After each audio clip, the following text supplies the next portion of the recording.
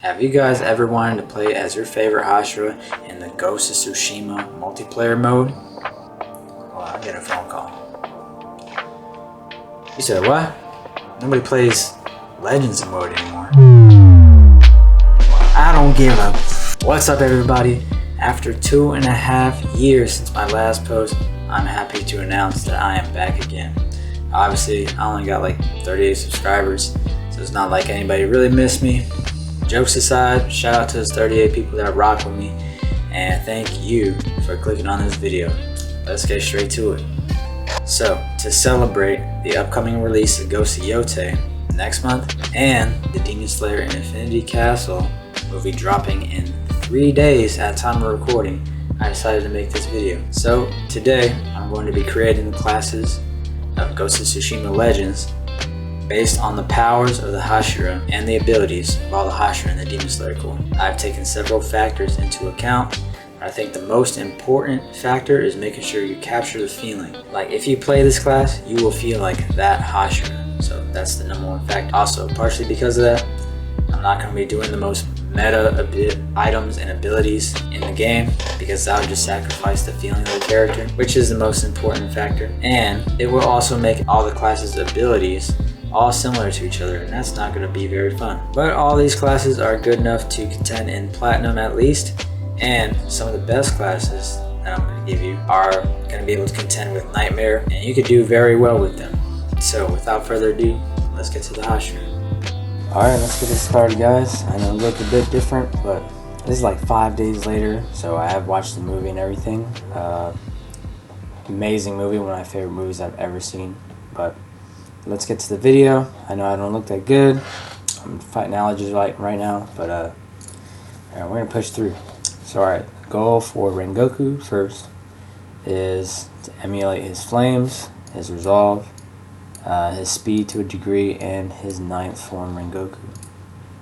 So first ability is going to be the Raging Flame, because he's the flame Hashira, of course. I'm going to give him additional resolve and Hachiman's Frenzy to emulate the speed and his like burst damage of his last form. So the legendary I gave him was Stone Striker. I think the Heavenly Strike really emulates his Unknowing Fire, the first form, and then we're going to increase his melee resolve gain, his ultimate damage, Away of the Flame and Burning Blade, obvious reasons. Now, this doesn't happen all the time, but I gave him the Throwaway Bow just for some ranged resolve gain. Nothing else really seemed to fit in his playstyle, so I gave him ranged resolve gain, draw speed, helmet and shield piercing ammo, so there's no problems there, obstructions. Samurai Charm, gave him melee resolve gain for more resolve gain, fire damage, so 20% more fire damage, and Fire Master, so that's 45% total more fire damage. And then we're going to give him Blessed Strikes so that he can heal while doing his class ability and the ultimate. So for more flame utility, I gave him the Sticky Bomb. This is some flame AoE to kind of emulate his 4th form, like a shield, his undulating shield flame or whatever it is. Gave him Status Effect Duration, so that means all his flames will last 15% longer, more damage. Cooldown reduction on kill, just so we can get the Sticky Bomb back, fire it up, increase radius. All makes sense. And then I decided for his 2nd legendary to give him Bottle of Liquid Courage. This will further play into his resolve gain, cooldown reduction on kill, injured resolve gain. So anytime he does get hit, he's going to get more resolve. Decrease to cooldown. Then we got Lucky and Strong Boot, of course. So using all that, I think we ticked all the boxes here. Now for Shinobu, the goal is to emulate her poison, her massive speed, her intelligence with cooldown reduction, and her medical knowledge. First things first, she is an assassin. I gave her Toxic Vanish, and then 2nd legendary, Deadly Nightshade, of course, so that her poison does damage, just like in the anime. And Shadow Storm, giving her 5 strikes that emulates her final form. For those of you who've seen the movie, you kind of know what her final technique is. I feel like only giving her 3 strikes would be not that great to showcase how good her final form is. So this one, I kind of gave her Stone Katana. Nothing else really seemed to fit. She doesn't have a flowy combat style, so I think Stone Katana kind of fits. Plus I gave her counter damage. I think that makes sense since she's quick on her feet. She can dodge and counter with her thrust pretty easily. Ability cooldown reduction for her to get her Toxic Vanish back. Intimidating counter since she's going to be good at countering, and Poison Blade for obvious reasons. Now to emulate her thrusting ability and the blowgun with poison. Status effect damage, status effect duration, both very vital. Shield piercing ammo and sharpened ammo so that the shields don't get in the way, and sharpened ammo to maybe make them bleed more, for have a chance for them to bleed. Nothing else really works. I don't know if she'd use hallucination, and we have another hallucination ability coming up for her medical knowledge, as you'll see.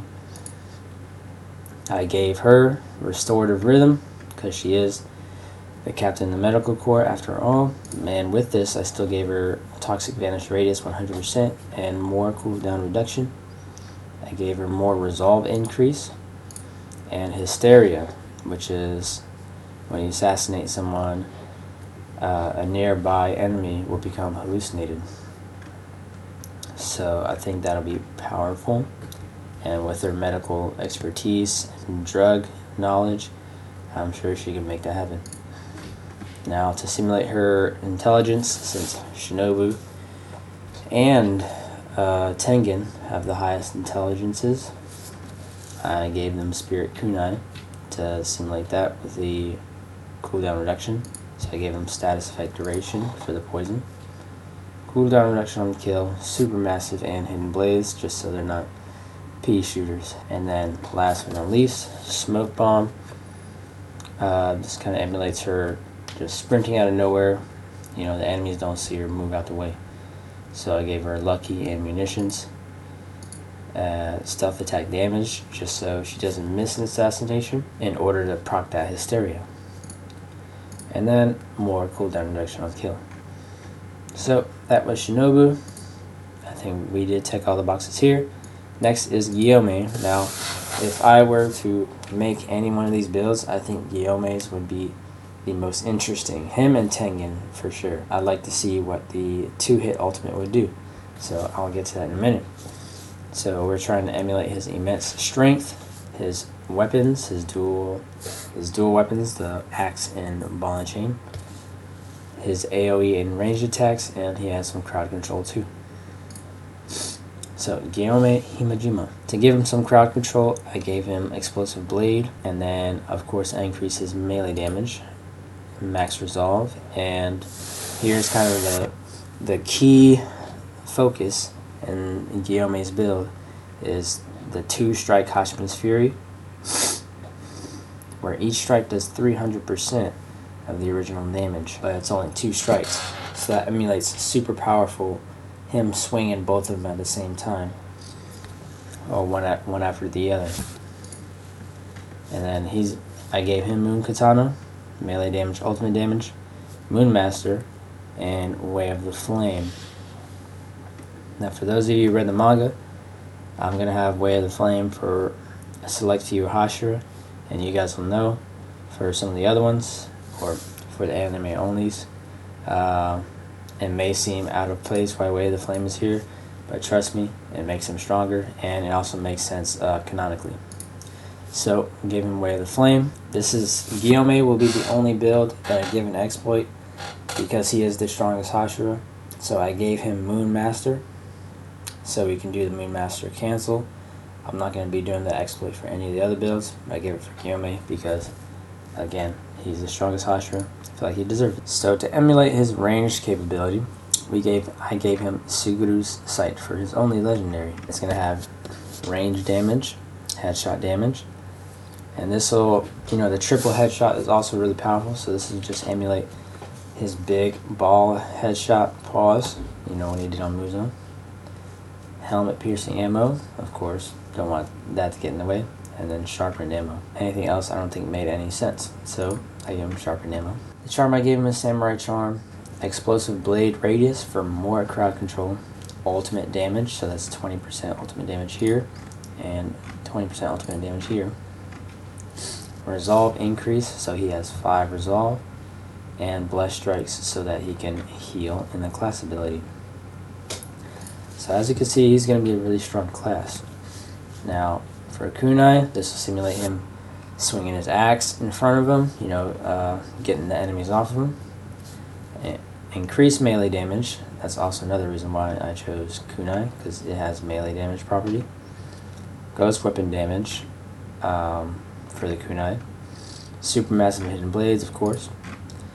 And then healing gourd, because I feel like he should be able to stay on his feet for however long he wants. So we gave him injured resolve gain to get him his resolve faster. That's another reason why I chose healing gourd. Damage reduction, lucky and strong brew. So this is a very interesting class. It'd be cool to try this out. If I still played the game, I would try it out. I'm on there here and there, so I might actually make it sometime. So the next class we got is Tengen Uzui. So we're going to be emulating his explosive swords, his bomb packs, his intelligence with cooldown reduction. So you know what that means, spirit kunai, and the benefits of his shinobi training. Oop, too far. Now we got Tengen. So Tengen is going to be a Ronin. Gyomei was samurai. Shinobu was assassin. Rengoku was samurai. So this is the first time we're changing it up. Tengen is going to be a Ronin, and you're like, I know what you're going to ask me. Shouldn't Tengen be an assassin since he was previously a shinobi? Well, let me get to it. Since Tengen is a very flashy fighter, I gave him Ronin for 2 reasons. 3 reasons, actually. More bomb pack ammo. The class ability Flaming Roar to further augment his flashiness, and their synergy with the Spirit Kunai. And Staggering Breath, which creates massive shockwaves that knocks back all enemies and weakens them. So creating a massive shockwave, his swords are explosive, so I think that simulates his swords perfectly. Now, he has a flowy combat style, so I gave him Water Katana. And he has heavy swords, and they're explosive swords, so I gave him melee stagger damage. And ability cooldown reduction, so he can get Flame Roar back more often. Water Master and Burning Blade. Next, obviously, his bomb packs. He's going to have Blast Radius, he's going to have Status Effect Damage, Flash Bomb, and Black Powder Bomb. Now, to emulate his Shinobi training, he's going to have Shogun's Fortitude. This grants immunity to flash and poison effects. As we know, he is resistant to poison, and I'm sure he's resistant to his own bomb's flash effects. Obviously it wasn't stated, but it would make sense. You got Ghost Weapon damage for obvious reasons. Status Effect Duration for the Fire and Flash Bomb. Fire Master and Combat Regeneration. Now that combat regeneration will emulate Tengen getting back up after Gyutaro cut his arm off and he's laying in the street. That'll emulate him getting back up and fighting once again. Spirit Kunai. Obviously he's a very smart fighter, so I gave him more cooldown reduction via Spirit Kunai. We got Ghost Weapon damage, cooldown reduction on kill, Supermassive and Hidden Blades, of course. And then for Tengen, I decided to give him Caltrops. I gave him Ghost Weapon damage for more Ghost Weapon damage. Cooldown reduction on kill, D-bags, and munitions, so I can keep getting those munitions. It also is a shorter cooldown than the smoke, so he'll be able to get more munitions more often. Now next is actually the Shinobi version of Tengen Uzui. So there'll be a couple Hashira where I have different versions of them. One extra different version of them, depending on if they're younger or whatever combat style it may be. So Tengen is the Shinobi Tengen before he joined the Demon Slayer Corps The only change I have for him is actually I removed Staggering Breath and I gave him more resolve. I believe he had more resolve, but I gave him the enhanced ghost weapons. So he's going to have significantly stronger kunai, and then he's going to have smokes instead of caltrops. Cooldown reduction, reduction on kill, munitions, and lucky. To make him more shinobi-like with a smoke bomb and with even stronger kunai, since he'll be even more proficient in that. Last but not least, we got Giyu. We're going to be emulating Giyu's defensive prowess because of his Dead Calm, his parrying ability, and increasing his parry damage significantly, since he's a defensive monster. He's going to have extremely good parrying ability. And then give him also a little bit of crowd control because of his water form, his water breathing, and his skill on the defense. So, I actually gave him the Wrath of Sarigami. But before that, I gave him Explosive Blade for some of his crowd control. You're going to see I gave Giyu a lot of health and damage reduction, but that's not to say he has more health than like someone like Gyomei. But I think his defensive prowess, I gave him more health to simulate the damage mitigation he would have with Dead Calm. So the first thing I gave him, because in order to make his perfect parries just that much more powerful, I gave him Wrath of Sarigami. And this will emulate like Striking Tide. He loves that move, and he uses it to a very proficient degree. So we gave him Wrath of Sarigami. Counter damage, staggered damage. So if you already broke their guard, they're going to be taking 40% more damage. And actually, it might be more. So 60% more damage. If you get a perfect parry and their guard is broken, each strike is doing 60% more damage. And then Intimidating Counter, of course. And then Poison Blade, since I think poison and water kind of make sense together. So, Giyu being samurai, I gave him the throwaway half bow, just for some range resolve gain. I feel like he might be doing that if it's a big crowd, since he can't regular parry or block. He can only perfect parry. Reload speed, helmet piercing ammo, and more poison ammo. So, the poison will be useful if he wants to get someone's guard down really quick. And now, to simulate Dead Calm even more, we gave him Benkei's Last Stand, 75% to ignore arrow damage. It might sound kind of useless to you, but the 75% chance also applies to Fire Spirit arrows. So that's 75% chance that you ignore Fire Spirits. I think that emulates that pretty well. Now, giving him more Oni damage, so that's even 10% more on top of that 60% stack. So if you perfect parry an Oni, and then on the first strike you wipe out their guard, that is 2 more strikes that are doing 70% increased damage. And then leech and parry for health, and then health increase. So he's going to need that health.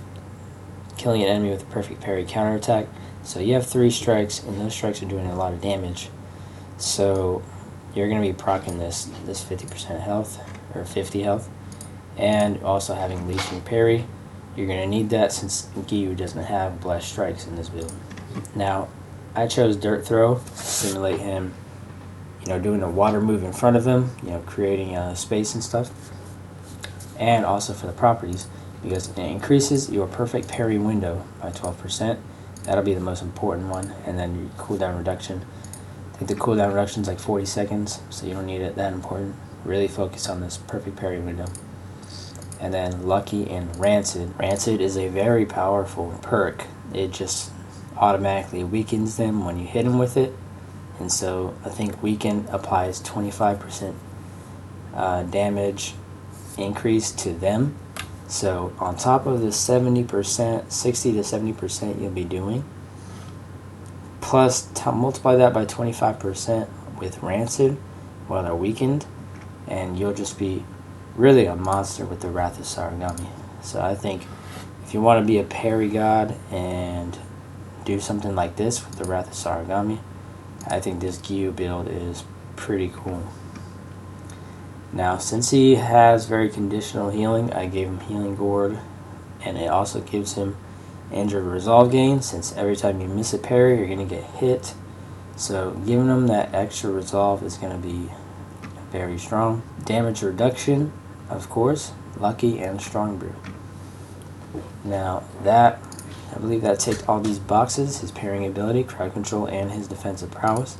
But we do have an alternate version of Giyu called the Constant Flux Giyu. That's his 10th form. Now this is a more offensive focused Giyu. Now he's, instead of 25 more health, I gave him 2 strikes of the Hashira's Fury, just in case you thought that 3 strikes would be too mediocre. The only thing I changed on him was the ultimate damage, as opposed to having staggered damage, but the health increase and leeching parry will still be the same. Instead of staggered damage, I just gave him ultimate damage on that.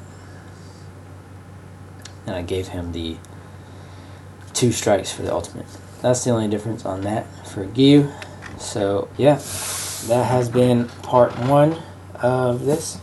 I hope y'all enjoyed. I hope y'all comment and like the video if y'all have some ideas, or if y'all agree or disagree or think it's cool. I would just like some some talks. It's a very interesting idea that I came up with, not to toot my own horn, but it did take me a good like 3-4 hours to create everybody's classes. I put a lot of thought into these, so let me know your thoughts. Let me know what you would change. But other than that, thank you for watching this video, and I'll see you next time.